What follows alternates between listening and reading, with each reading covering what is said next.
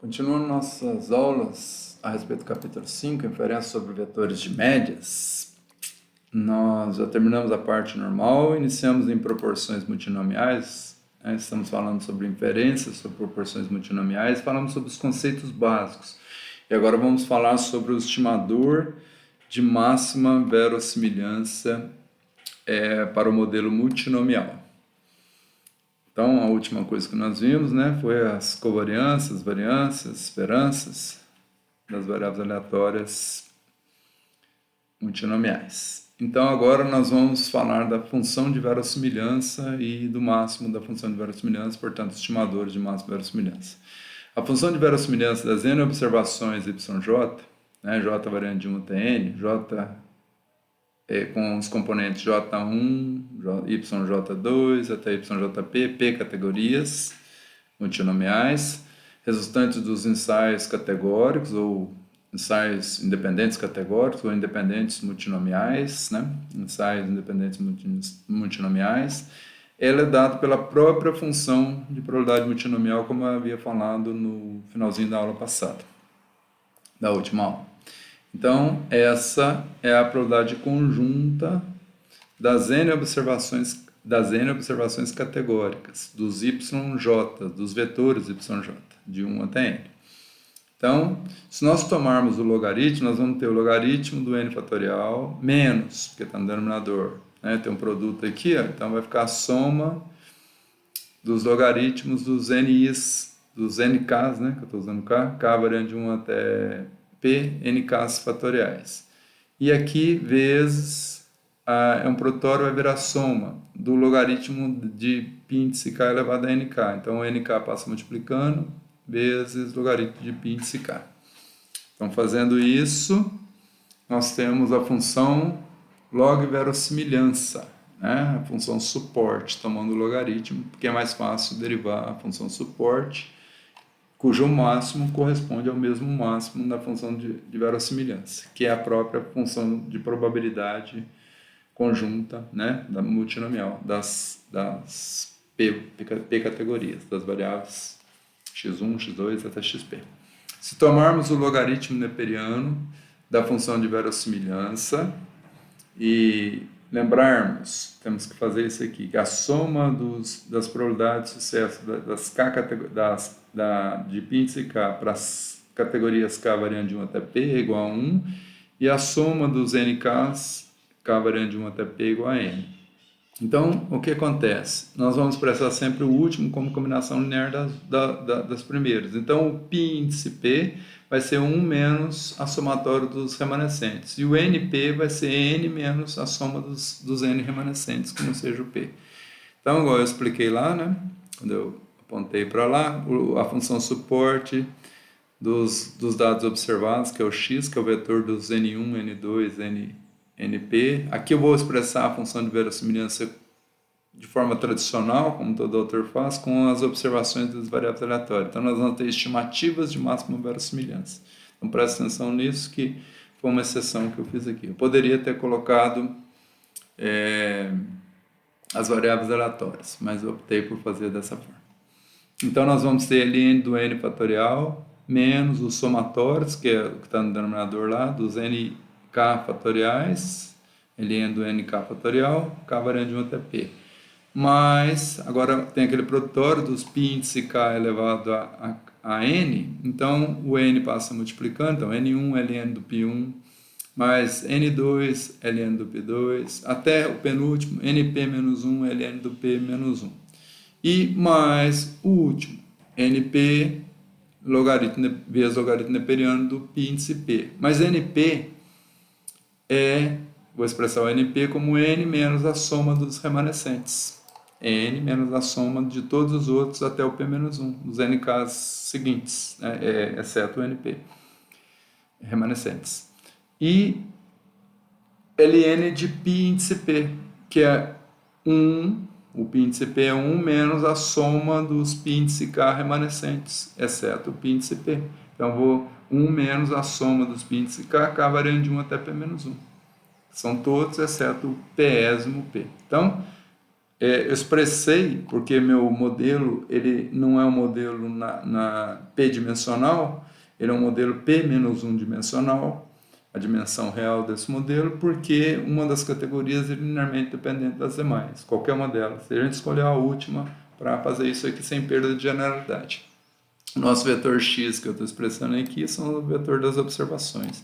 Então nós temos a nossa função log verossimilhança, ou função suporte, e temos que derivar isso em relação agora ao π índice k, para todo k, né? Então nós vamos fazer a derivada em relação a um particular. Então nós temos na késima posição aqui, ó, nk ln de π índice k. Então, aqui é derivada de uma constante, não tem π índice k, não tem π índice k em nenhum termo aqui, então isso aqui dá essa derivada a zero, essa derivada a zero, é uma derivada parcial. Na hora que eu chegar no késimo componente aqui, isso aqui dá zero, dá zero. Na hora que eu chegar no késimo componente, eu vou ter nk derivado, que é uma constante, derivado do logaritmo de π índice k, que dá 1 sobre π índice k. Então, eu vou ter nk sobre π índice k. E aqui, o resto é 0, 0. Aí chegar no último aqui, ó, aqui nessa última parcela, eu vou ter o π índice k aqui, ó, o késimo componente. É lógico que para fazer o π índice k aqui, eu tenho que, para derivar em relação ao késimo variável, eu tenho que trocar o índice, né? Então, meu índice seria 1 até i, variando de 1 até p-1, π índice i. Entre eles estaria o késimo π índice k. Aí esse k vai de 1 até p-1, obviamente também, porque o pésimo é linearmente dependente dos demais. Então, eu vou derivar em relação ao π1, ao π2, etc., até o p-1. Então, estou pegando um késimo genérico entre 1 e p-1. Então, a hora que eu derivar aqui, vai ficar essa constante, função dos n, sobre, tem que usar a regra da cadeia, 1 sobre essa função, que é o logaritmo de uma função. Então, sobre tudo isso aqui, 1 menos somatório aqui. Né? E quando eu derivar em relação, agora tem que derivar a função, que é derivar em duas etapas, em relação a π índice k, i variando de 1 até, em relação a π índice k, que é o késimo componente dos π índice i's aqui. Né? Desculpa aqui, porque eu devia ter trocado a letra aqui já para facilitar. Não fiz isso, porque eu vou derivar em relação a π índice k mesmo. Então, eu vou ter derivada de uma soma, é a derivada daquela parcela, porque os outros parcelas da soma não é o π índice k, então vai zerar. E como está negativo aqui, vai ser menos 1. Então, vai ficar menos aqui. Então, essa derivada é nk sobre π índice k, a constante sobre a função, ó, que eu mudei para i, ó, isso que eu falei para vocês, vezes menos 1, então fica negativo, em vez de estava somando, então virou negativo por isso. Porque eu derivei em relação ao π índice k que está aqui, essa função, ele dá menos 1, a derivada disso dá menos 1, que é a derivada parcial, menos 1 aqui. Ora, isso aqui é o meu NP, agora eu vou voltar para a notação de NP. E aqui é o meu π índice P. Então, eu fiz isso aqui só para lembrar que, senão a gente deixa π índice P, na hora de derivar, não, aqui não tem π índice K não. Não, mas o π índice P é função do π índice k, variando qualquer um dos π's entre 1 e p-1. Então, ele é combinação linear dos demais. Então, o késimo termo entre 1 e p-1, então, se eu derivar isso aqui, eu tenho que lembrar que aqui, se eu tivesse derivado aqui, né, nk, np e logaritmo de π índice p, eu teria que derivar e daria essa resposta que está ali. Né? Não seria trivial verificar isso, né? Que daria isso aqui. Agora, eu substituindo aqui, ficou fácil ver isso. Iguala isso a zero, põe chapeuzinho nos π's, né? Eu vejo que a relação dos π índice k sobre π índice k chapéu sobre π índice p, depois de igualar e fazer algum algebrismozinho aqui, bem curtinho, é igual à relação dos n's, nk sobre np. Portanto, né, eu posso isolar o π índice k como nk vezes π chapéu, né? Π chapéu índice p dividido por np. Mas a gente sabe que a soma dos π índice k dá 1, né, e o π índice k é expresso dessa forma, portanto, que eu acabei de mencionar, passando o π índice p multiplicando. Então, eu vou somá-los aqui e vou substituir pelo que ele é. Então, π índice K chapéu é isso agora. O que acontece? Eu estou somando e esse termo aqui ele é constante. E esse termo também é constante, então eu posso pôr em evidência. Então, eu vou somar os NKs. NKs dá N, essa soma. Está só invertida a ordem aqui. Dá N. π índice P chapéu sobre NP. E, obviamente, essa soma dá 1, né? Porque a soma de todos os P's é igual a 1. Então, essa quantidade aqui é igual a 1. Então, se isso é igual a 1, se eu isolar, se eu passar o NP para lá multiplicando e dividir por N, eu tenho um estimador do π índice chapéu, do π chapéu índice P, e que dá NP sobre N. Né? NP multiplicando, passo N dividindo, então eu tenho um estimador do π índice P. Substituindo aqui o π índice P por isso, NP sobre N, NP sobre N, o que acontece? O NP cancela com o NP, sobra NK sobre N.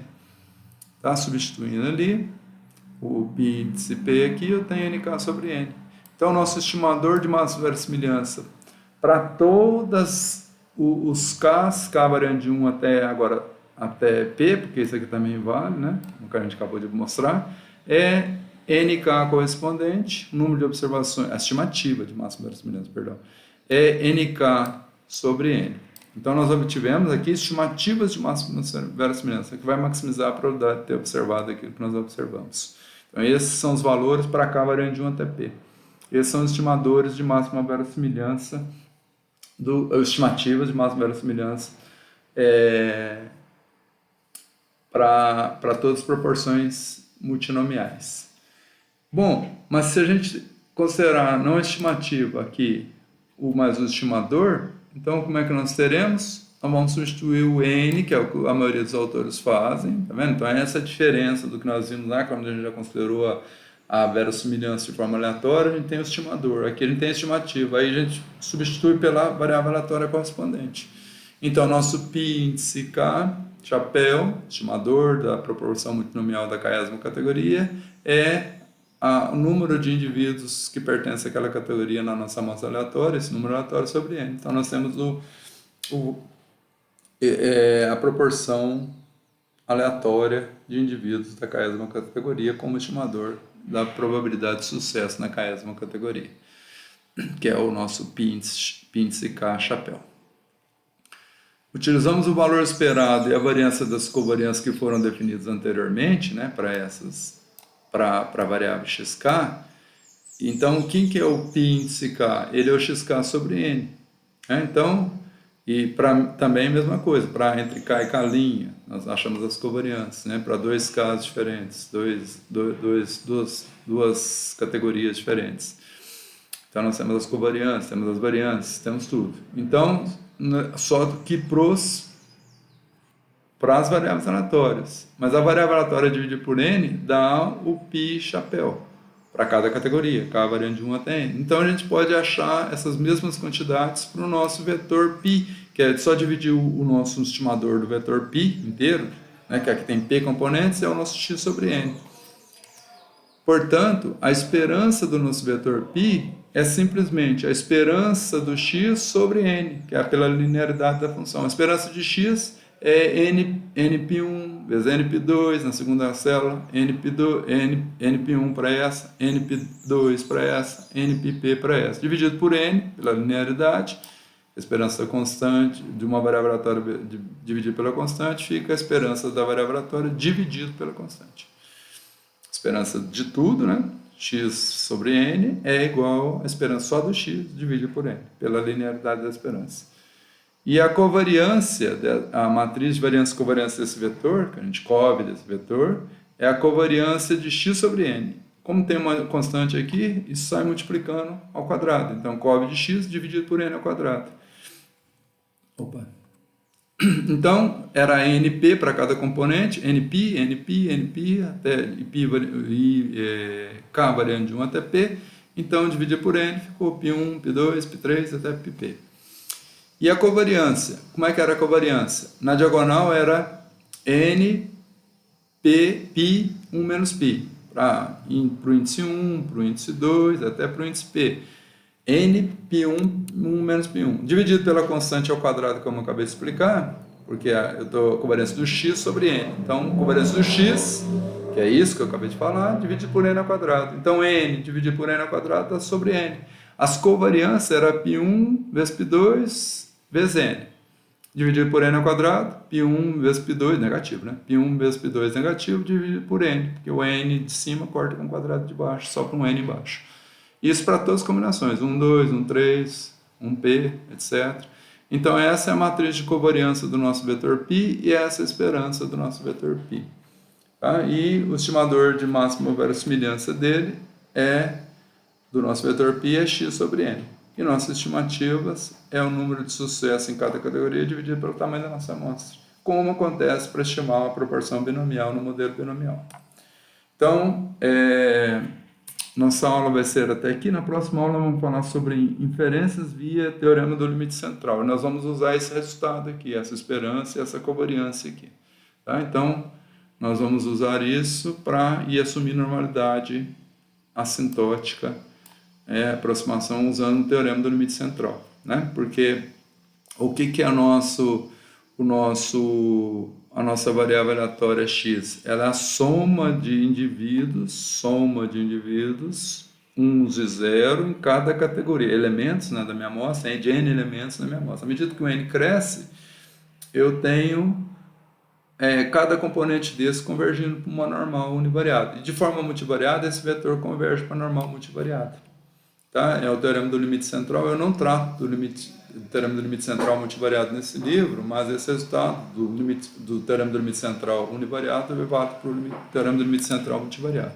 Então, espero que vocês tenham gostado. Na próxima aula, a gente vai começar o processo de inferência, que agora nós já temos todas as ferramentas necessárias para fazermos a inferência a respeito do vetor π, que é o nosso parâmetro, né? Que é o vetor de proporções multinomiais para as p categorias multinomiais que nós temos. Então, muito obrigado, espero que tenham gostado.